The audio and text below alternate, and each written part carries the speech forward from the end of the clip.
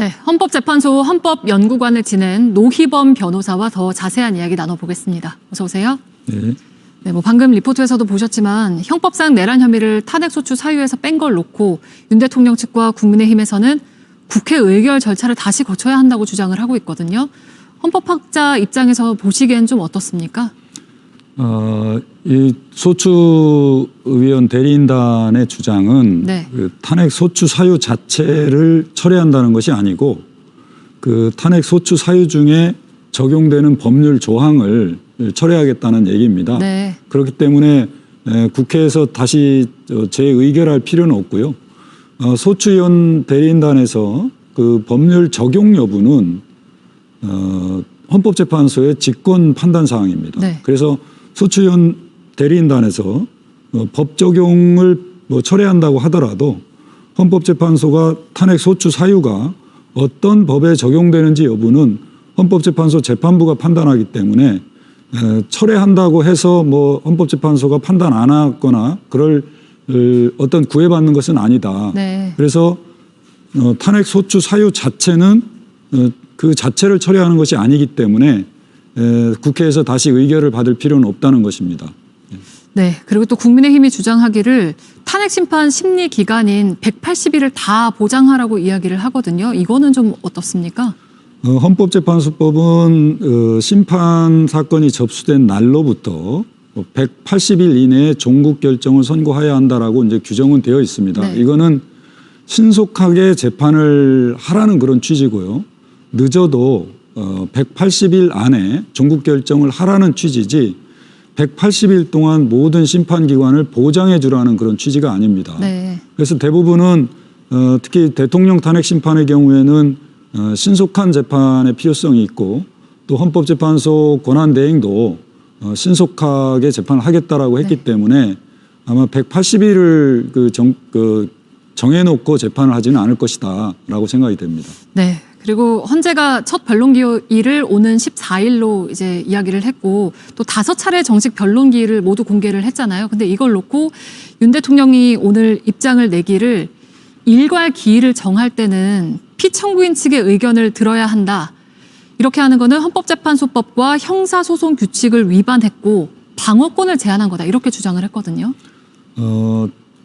변론 기일을 일괄 지정할지 순차적으로 지정할지 여부는 재판부의 어떤 재량적인 판단입니다. 소송 지휘권의 일환이고요. 그 일괄 지정 그 자체로 인해서 방어권이 제한된다고 볼 수는 없습니다. 특히 이번 대통령 탄핵 심판과 관련해서 헌법재판소는 재판을 효율적으로 하기 위해서 준비기일 절차를 이미 2번을 거쳤거든요. 네. 그리고 준비기일 절차를 거친 후에도 곧바로 본재판을 하지 않고 지금 한 열흘 정도의 어떤 기간을 두고 다시 본재판을 진행하고 있습니다. 그렇기 때문에 전혀 방어권 행사에 어떤 제한을 두거나 이런 것은 아니고 또 탄핵 심판은 헌법재판이기 때문에 반드시 형사소송법이나 형사소송 규칙을 그대로 따라야 되는 것은 아닙니다. 그리고 과거 박근혜 대통령 탄핵 심판의 경우에도 재판부가 변론기일 절차를 일괄적으로 지정한 경우가 많이 있었습니다. 그거는 네. 오히려 양 당사자 측에게 이제 예측 가능성을 둠으로써 순조롭게 재판이 진행될 수 있도록 한 것이라고 볼 수 있습니다. 그래서 이걸 가지고 방어권 제한이라든가 어떤 형사소송법의 어떤 규칙을 위반했다고 보기는 어렵다라고 네. 봅니다. 네. 네. 그리고 또 윤 대통령 측에서 어제 헌재에 제출한 첫 답변서를 좀 보면요. 비상계엄 선포 이전으로 모든 게 회복이 됐기 때문에 탄핵 심판 필요성이 없다. 이렇게 주장을 한 가지를 했고 또 한덕수 전 권한대행의 탄핵 심판이 먼저 진행돼야 한다. 이런 이야기를 했거든요. 이 두 가지를 좀 어떻게 보시나요? 우선 주장 자체에서 좀 납득이 잘 안 되는데요.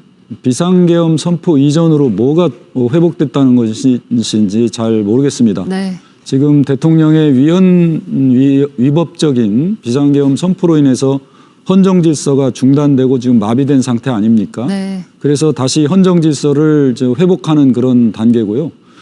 대통령은 그 직무 집행에 있어서 위헌위법적인 비상계엄 선포, 그다음에 내란 범죄로 인해서 탄핵 소추된 사람이고요.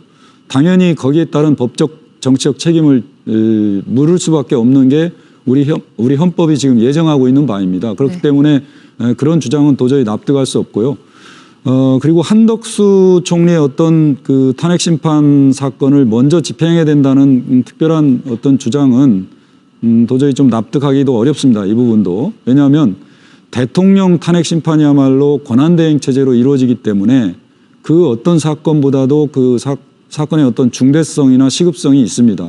그렇기 때문에 헌법재판소에서도 지금 대통령 탄핵 심판을 가장 우선적으로 처리하겠다는 방침을 세웠고 지금 그 방침에 따라서 지금 재판이 신속하게 진행되고 있습니다. 그렇기 때문에 지금 여당 측 어떤 윤 대통령의 어떤 대리인단 측의 주장은 지금 올바른 주장이 아니다라고 생각이 됩니다. 네. 네, 알겠습니다. 오늘 말씀은 여기까지 듣겠습니다. 헌법재판소 연구관을 지낸 노희범 변호사와 함께했습니다. 고맙습니다. 감사합니다.